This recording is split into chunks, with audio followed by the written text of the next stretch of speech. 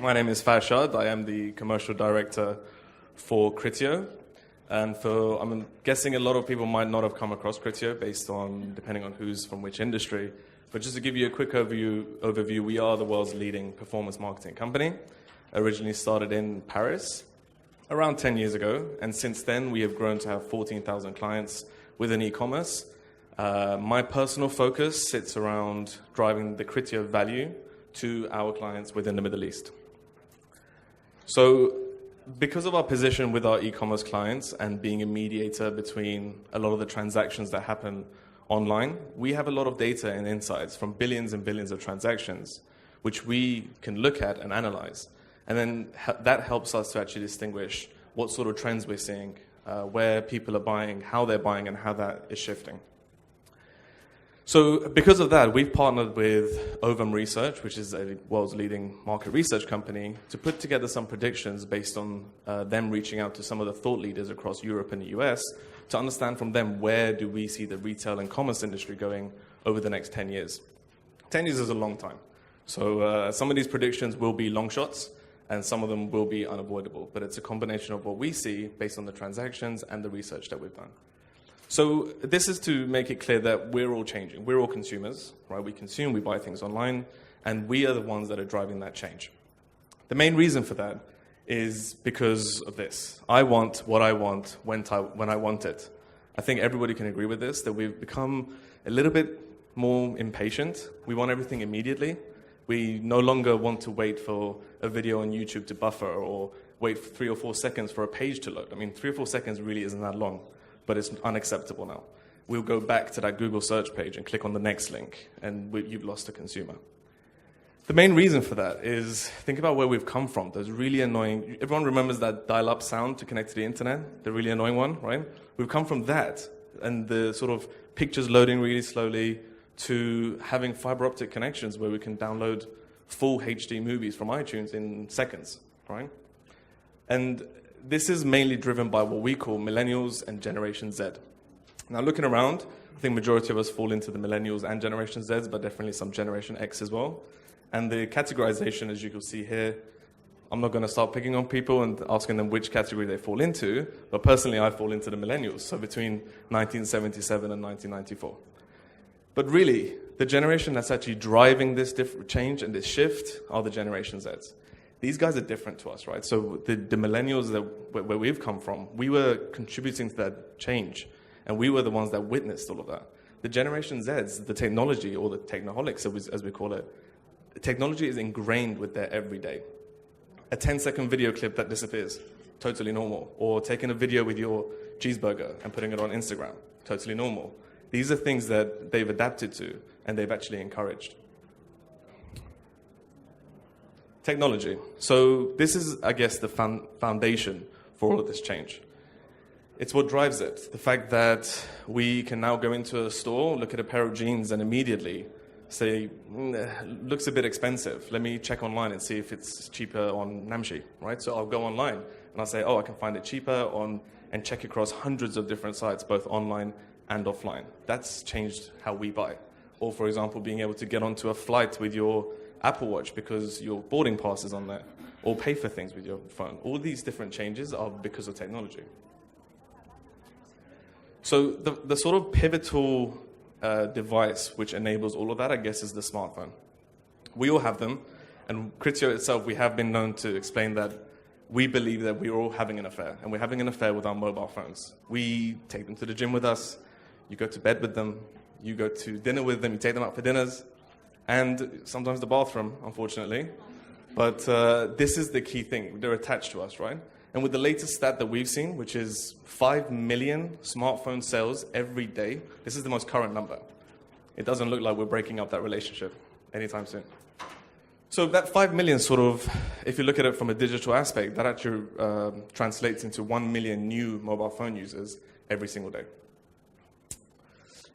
So one of the key aspects of that retail or commerce experience online is obviously the payments. And I guess this might be a little bit more relevant to the guys from the banking industry here. What we see as m-payments, which we've split up into 3 categories here. So mobile commerce, this is putting your credit card details on a website and paying for things. P2P payments, so we're used to things like PayPal, but now just to go back to that Snapchat example, we can actually transfer money through Snapchat or through certain banking apps, which will let me pay you just by having your phone number. And then obviously proximity payments, which we're used to through Apple Pay, Google Wallet, just literally putting your Apple Watch on a device or your phone and paying for a lower value good. And you can see that shift that we're seeing and that expectation. But without, I'm not from the banking industry, but if you guys might know this better than I do, but if you just look at that graph that we're projecting and then think about why we're here today in Beirut, this is a banking innovation day. We have a lot of people from the digital teams of banks here. They're interested to see how can we digitize the sort of banking experience. They've all got apps. They all understand this. But from our point of view, the Criteo vision is that a lot of these points, it's more of an infrastructure issue. So for example, with proximity payments, we know that it's possible. We all would like to use them. But unfortunately, it's the infrastructure cost on the retailer side that's actually slowing us down a little bit. And then P2P payments, I think, is very, very interesting, especially if you look at peer-to-peer lending, which is a big topic in the US, for example, whereby I can lend money to someone through a platform. So think of it as eBay for lending. It's crazy. Instead of having buyers and sellers, you've got borrowers and lenders. And the benefit to the user is I can get a loan within a week. And it's great for you if you've got a lot of money that you want to invest, because you'll get a better return than a savings account, and it's just easier. That's where technology is going. This is what we expect. And it sort of goes back to that, I want what I want when I want it. We are the ones that are driving that by saying what we want and how we want it. So to sort of bring on online and offline, it's key to look at how online players are now sort of coming back and interacting with the offline world. This is an example. It's a very interesting example from a retailer called ASOS, which is a very big online retailer in the UK. And I think last year they had revenues of just over £1 billion. And they've actually reached out to Boots, which is a pharmacy. But it's what we call brick and mortar, right? So they have physical shops, around 2,500 across UK and Ireland. So now what you can do now if you think they're clearly different audiences, but then what you can do is go and look at those jeans that you looked at and buy them on ASOS and say, actually, can you not deliver it to my house, but deliver it to the Boots that's close to my office, and I'll just pick it up tomorrow when I want, right? So it's on my terms. And that's the key thing that we're seeing, not just with ASOS, but even eBay. They've done the same with another big physical shop or physical store in the UK where you can order on eBay, pick it up in a store near you, just making it more convenient. This is really, really cool. And some of you may have been exposed to this. I think there was even tests in Dubai at some point. But this is what Tesco launched in South Korea, or what they call a virtual supermarket. What they did is they took the walls of the subway station and they projected 500 of their the highest selling products. And then what commuters would do on their way to work or on their way back to work, back from work, they would then do some grocery shopping of the basic items. They would have the Tesco app. They would scan those QR codes that you can see and then get it delivered to their house. Great idea. It's really cool. Would it work everywhere? Maybe not yet. I mean, how comfortable would you? Again, depends on the audience, right? So as a millennial, I might not be super confident in doing my grocery shopping in front of loads of other people, but the Generation Z might be. They might find it very natural. And it's that experience that makes a difference. Users are looking for those new experiences. So I guess what we're trying to make it clear from a purchase point, and again, because we're focused on transactions, from a purchase point, that path to purchase is no longer linear. It used to be simple. It used to be so easy to actually predict this.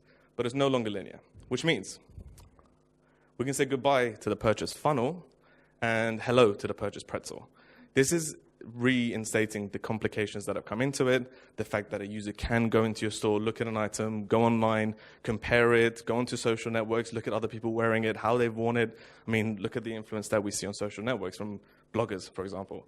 Then they want to receive some loyalty points within the loyalty app, and then maybe even put up another photo to say, hey, look at my new jeans, right? So those are all different touch points, and now we can reach the user at every single one of those points and actually learn from them in terms of what they're doing and how they're doing it. The key thing on this slide that I guess we want to make clear is the ability to track the user at every single point and then being able to basically hold their hand along that journey and sort of keeping in touch with them, keeping that brand loyalty. I'm definitely going to start singing with this in a sec. So how do marketers keep up? It sounds complex. It is, but there are solutions, right? So there's plenty of solutions, and it's a lot easier than you think. So first point is obviously keeping mobile at the center of the marketing. As I mentioned, why, right? So we have them all with us, and it's a key to us. I think there's actually a term now called nomophobia, whereby it's actually the phobia of not having your phone or having less than 20% battery. Sorry to put a negative spin on everything, but that is the fear. Like I'm sure you've all experienced it, right? You sort of touch your pockets and you're like, it's the scariest thought of losing your phone or not having your phone with you, right? So this is actually a term now, nomophobia. And it's a key driver for us as well. So just to sort of bring in some of our actual stats now, based on the billions and billions of transactions that we see that 37% of all e-commerce transactions are actually now happening solely on mobile. Now, it's huge, right? And if you look at where we've put Middle East and Africa, we're basically at the global average, right? Which is amazing, because I know that I speak to a lot of people in Europe where they think, you guys are 5 years behind us or whatever it might be, but that's genuinely not the case. We adapt much quicker to technologies.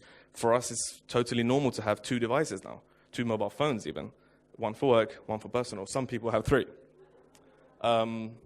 Moving on.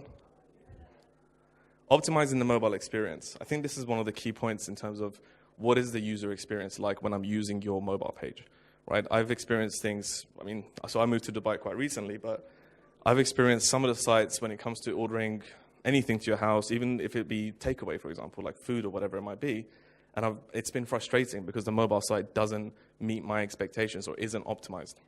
What that means is, for example, improving the website makes a big difference. So I don't know I'm guessing some people have experienced this when you're buying something online, you're trying to put your name and address in, but you have to keep zooming in and zooming out, and the site keeps moving around, or it reloads or whatever it might be. That means it's not a good experience for you. You get bored and you move away, or you get frustrated and you just move away and find an alternative. These are actual stats from us proving that point, proving the fact that when your mobile site is not optimized, that means it's not created for a mobile experience, the conversion rate, which would be the number of sales divided by your number of users, is only 1.6%. But then let's make it a little bit more usable. Let's make it a little bit more user-friendly on mobile. You've got 2.9%.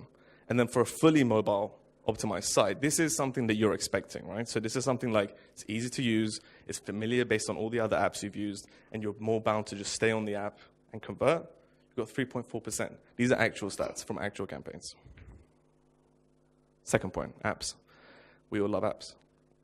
You need to look at this number here, because we've seen that even with mobile optimized sites, we prefer apps. Now think about yourselves and the apps that you've downloaded. If you've got an app for an online retailer, for example, probably because you've done a lot of shopping with them, you might be quite loyal to them, and you love the experience. But that's the consumer side. If you look at the retailer side, you've got control of that user now, right? I've got the app. You can push what you want to me. You can design that app so when I log on, I see what you want me to see. And then you're controlling that path to purchase that we discussed earlier. Yep. Conversion rates. So this wasn't traditionally the case, of course. We prefer to sort of transact on desktop. For some reason, we felt like we trusted it more than an app.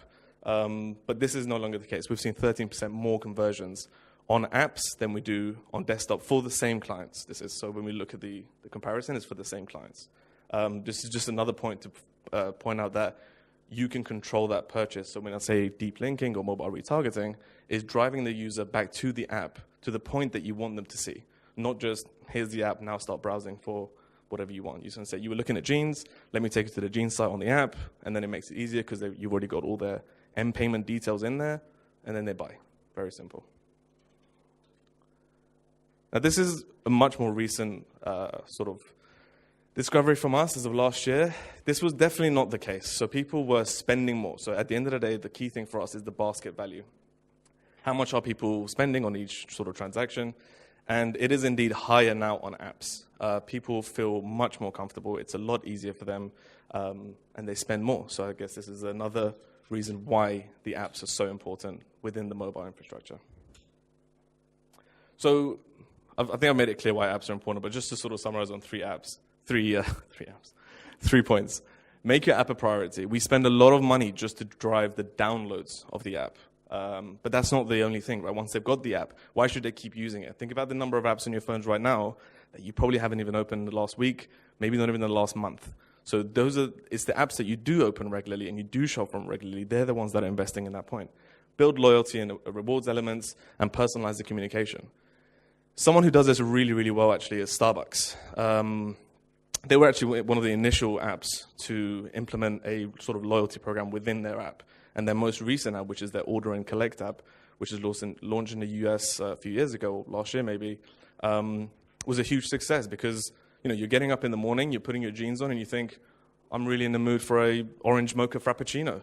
And you think, I'm going to order one. So you order your orange mocha frappuccino, and by the time you get to the top of the road, your coffee's ready, and you've already paid with it through the app. So it's, again, I want what I want when I want it, right? Third point. So this is a key point. Implement technology to respond to the entire customer journey. Now, what this means is knowing who your user is, knowing which devices they prefer to use, and knowing how they interact with all of them. So connect with the people. This is the topic of the presentation, right? So people-centric marketing. It's no longer about just reaching a device or reaching a particular website, for example. It's about reaching that user and not just on one device, right? Reaching them at every single touch point, as I've mentioned. Or cross-device, as we call it. So cross-device is basically 50%, or for example, 42% in Middle East and Africa. What this means is that during the transaction of an item, that transaction was touched by multiple devices 42% of the time. So I may have looked at it on a mobile and then transacted on an iPad, or looked at a mobile, searched on an iPad, and then transacted on desktop, whatever it might be. But the key thing to remember here is, are you aware of this? Are you aware of the same user across all of those devices? And are you being able to provide a seamless marketing plan across all of it? So, and this is, just to be clear, a Forrester report that we looked into when we spoke to marketers was that a third of these marketers were not leveraging this readily available technology to actually reach all of their users on multiple devices. So the cross-device solutions, as it's called, this is currently available. Some of the biggest publishers, or let's say technology platforms that we know of, currently provide this. Your Facebooks, your Googles, and many, many more. The difference is obviously Facebook will let you target the same user on laptop and mobile, and the same with Google and some of the others, but they do operate generally within a walled garden. So you've got to think, you could target someone with a great marketing message on Facebook and on Google, but what if they're the same person and you want to sort of keep that journey going? And at Criteo, due to our relationship with a lot of these people, that's exactly what we do. We let you see the different users across all of the platforms so that your personalized marketing strategy is seamless and it sort of, as I mentioned, holds their hand across that journey. So this is what personalized your marketing looks like, right? So these are actually screenshots from my phone. I was looking at ladies' shoes. So if I'm on MSN and I'm looking at whatever it might be, you're saying, hey, look at these shoes that you were looking at. And then the same thing when I go onto Facebook, and the same thing when I'm doing a Google search. And this is the true cross-device opportunity. So on that point, I know some of it's been familiar to you guys, some of it maybe not. I'll be sticking around afterwards if you want to have a chat, but I'll wrap it up with 3 points. Mobile, as I mentioned, we're having an affair with them. We take them everywhere with us. It's a key device. So make mobile the center of your marketing strategy. Harness the power of apps. I gave you plenty of real stats on why apps perform. People interact with them more. They spend much more time with them. We feel more comfortable with them. And we spend more money with them. I want what I want when I want it. So make it as easy as possible for me. Thank you very much for your attention.